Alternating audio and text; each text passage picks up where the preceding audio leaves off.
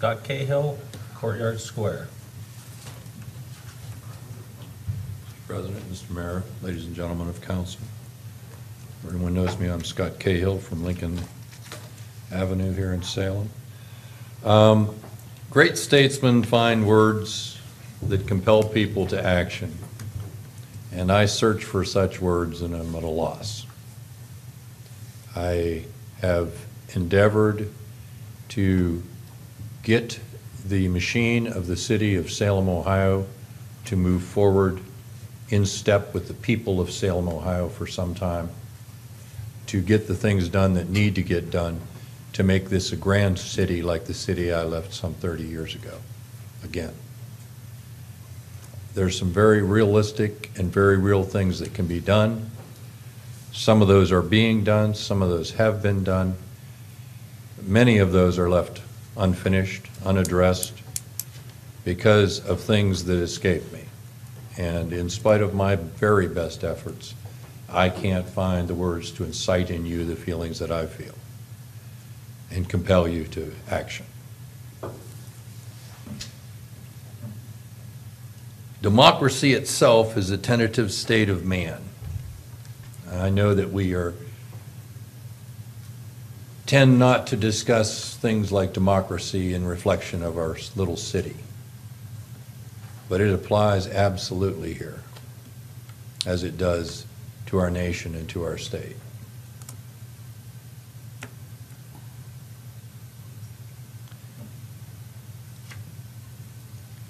The things that assault democracy are very simple. The things that assault democracy in any of those levels are corruption, by definition. There are different kinds of corruption. There's a corruption that's very simple that we all understand, a man who, through fear or through inability, finds a way around the rules and finds a false advantage and takes advantage of that. There's a corruption, too, that we are all possibly enticed toward. And that is the corruption that exists when a man believes that he knows what is best for everyone. When a man believes that the end justifies the means, that he can put together an endeavor, the end of which will result in a given event that is anticipated to be helpful, and it set aside the principles of democracy that we all believe in so very, very deeply to reach that, because democracy is a difficult thing. Men have done that time and time again in the history of the world. And each time, at the end of the evolution of this process, they look back to find that there is nothing left.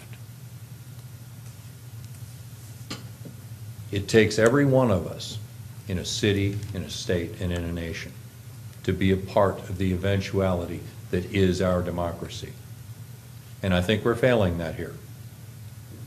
I think that we are not soliciting a broad-based concern for people, and I think we have groups, cloistered groups, that believe that they know what's best for everyone, and not that it's not well-meaning, and not that they are not sometimes good people.